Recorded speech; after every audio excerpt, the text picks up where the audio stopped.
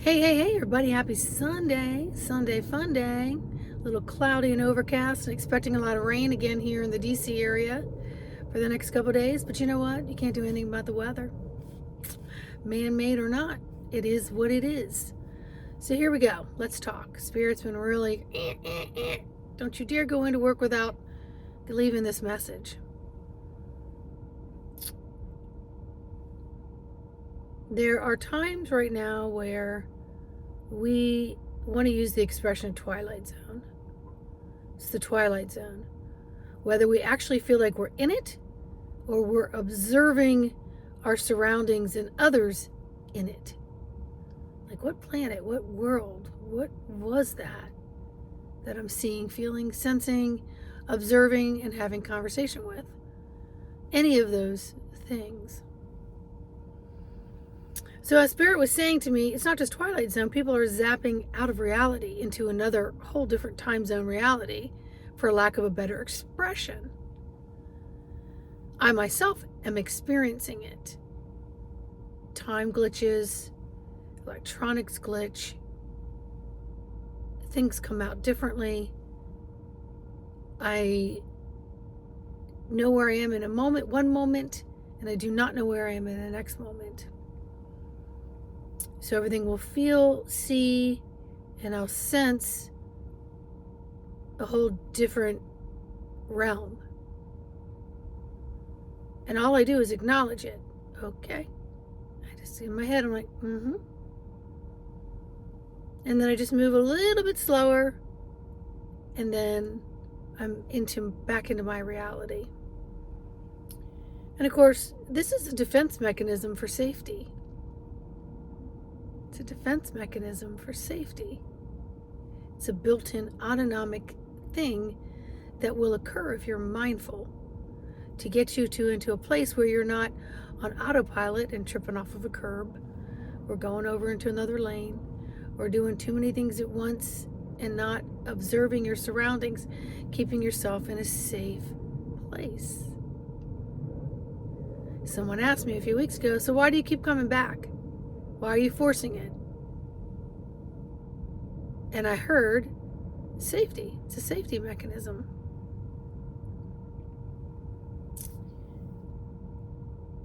Many of us do not like to live out of control, and yet we do. Many people want to jump to substances to get them out of what it is they're currently experiencing. And that's done with food, that's done with over talking, that's done with gotta do, and that's done with I gotta go to sleep and ignore.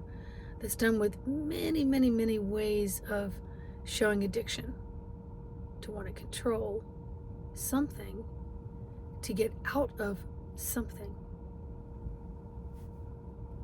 So I'm going to accept my safety mechanism at this moment in time. And on the way to work today, what happened was on my way to work.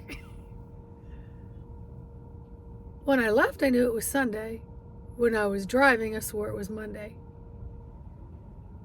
And in my moment of back and forth, windshield wiper chatter in the brain, it's Sunday. No, it's Monday. Well, what are you doing Sunday stuff for on a Monday? And I'm driving and I'm like, oh, no, it's Sunday. I almost wanted to pull over and check my calendar. But this is continuing to happen because, first off, of exterior interferences that we have no control over, good, bad, or indifferent. Stop looking as if someone's out there to trip you up. 2, it's energetic changes on behalf of the changes that are going on internally. So they're showing externally, trying to get people to get their timing chains in alignment, and also have you dig a little bit deeper and get into your own dials of your self-regulator.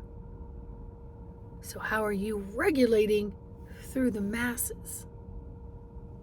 And we know where we are this time of year. Everyone's running to and fro, and there's a lot of craziness going on. The other day, I had an elder client that finished radiation treatment, and I took her to the grocery store, and I was courteous and dropped her at the front door and parked far away. And as I'm walking, a person in a parking space backed right out. And if I hadn't stopped, their bumper would have clipped my nose, my knees and my nose. So I stopped, and they backed all the way out till their driver's window was aligned with my nose, and they did not turn their head. And then they pulled back into their parking space, turned off the car, proceeded to get out. And I started to walk, and then I stepped back and I said, "It's a good thing I saw you." And his response was, "Well, yeah, because you need to know where you're going. You need to look where you're going." I said, "Excuse me?" He said, "Yeah, if I can't see you, you got to look where you're going. I got to pay attention to my car." I said, "Yes, but if you hadn't been looking where you were going, you could have run me over." "Well, you should have been looking." "Obviously, sir, I was, or I'd be on the ground right now." So then we're walking into the store together. He gets a little 8-year-old out of the back seat, and out of the passenger seat looks like it's his mother. She won't say a word. She won't look. She won't turn. I don't even want to look at the little girl. But I kind of glanced at her, and then I glanced back up at him, and I said, "Just a simple apology. I didn't see you." He goes, "I'm not going to apologize for anything."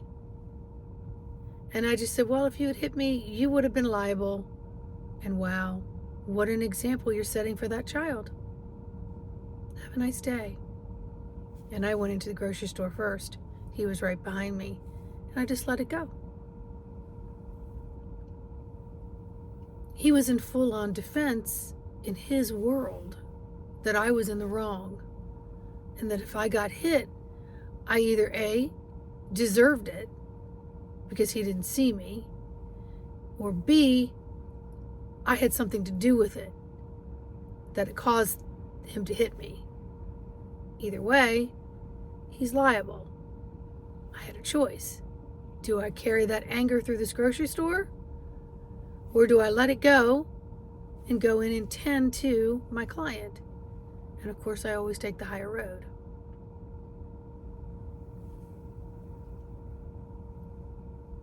We've got people on the highway in the fast lane driving 15, 20 miles under the speed limit and not letting anyone get by them.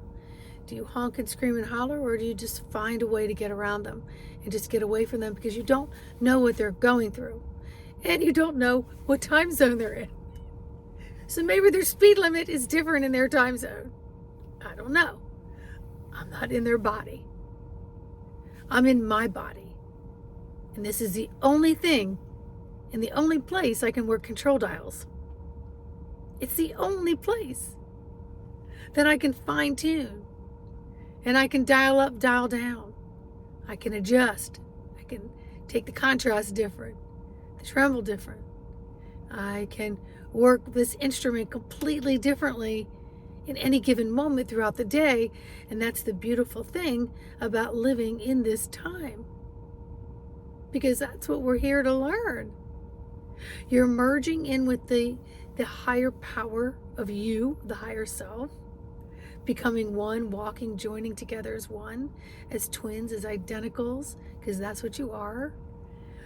And then how you're going to move and operate with these beings all hovered into this divine dome that is your energy, physically, mentally, emotionally, spiritually, etherically. How are you going to get to know yourself when you're so busy out there? You can't. So as I was getting these messages from Spirit, I get a phone call from a friend who says, you know what, I had to leave work yesterday because once again I didn't feel good. And Spirit was like, you need to just go home and lay it down. And literally, she kept getting up, not knowing where she was, what was going on. So she was in a whole different altered reality. But she remembered something I said. And that was, I'm going to make the time for my guides to work on me. I'm going to leave work, I'm going to go lay down, and I'm going to give my guides the necessary attention so they can work. And that means I need to sleep. I need to lay down, close my eyes, and let my entire medical assistant team do their work. She said she woke up this morning feeling like $1 million, whatever that feels like.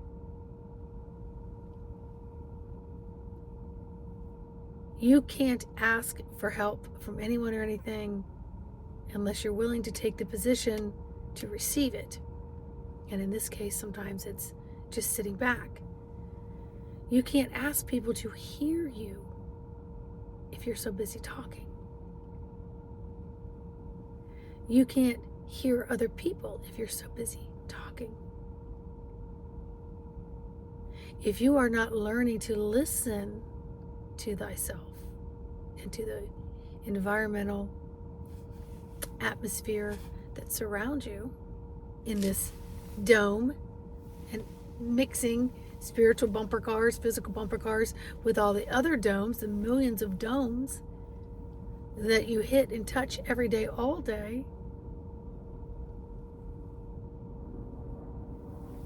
you're not going to be received in the same way.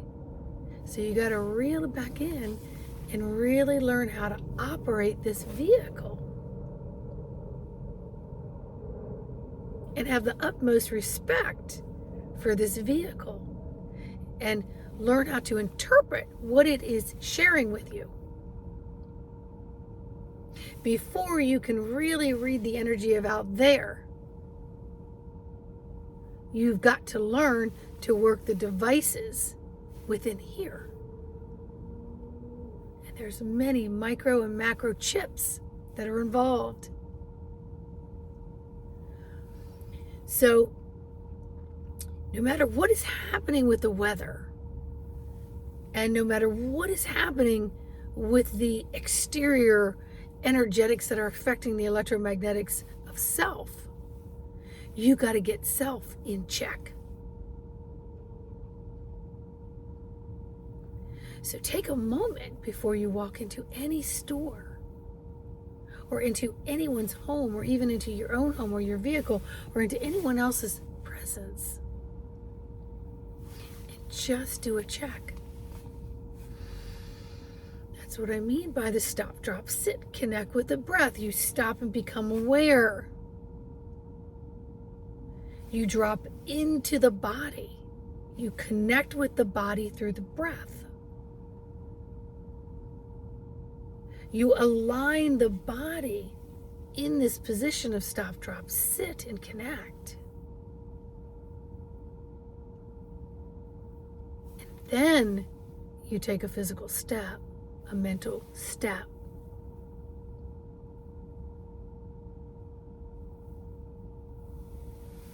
So while this is all happening, I would also suggest that you just keep a twinkle in your eye and a smile on your lips. That's going to keep that high heart regenerating. And even if you may not intentionally be smiling upon someone else, they may gaze over and see it, and it may lighten and brighten their day, because maybe they thought it was intended for them, or they just saw your light and it brightened their day.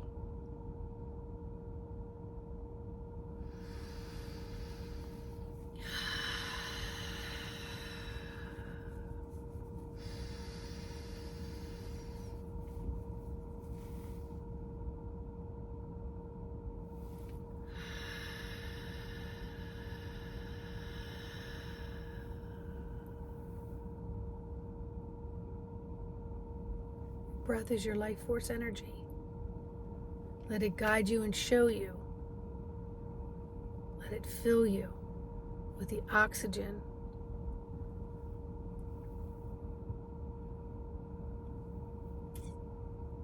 And let it just be a guiding force through each step. So slow your roll. Pay attention. Tune it in.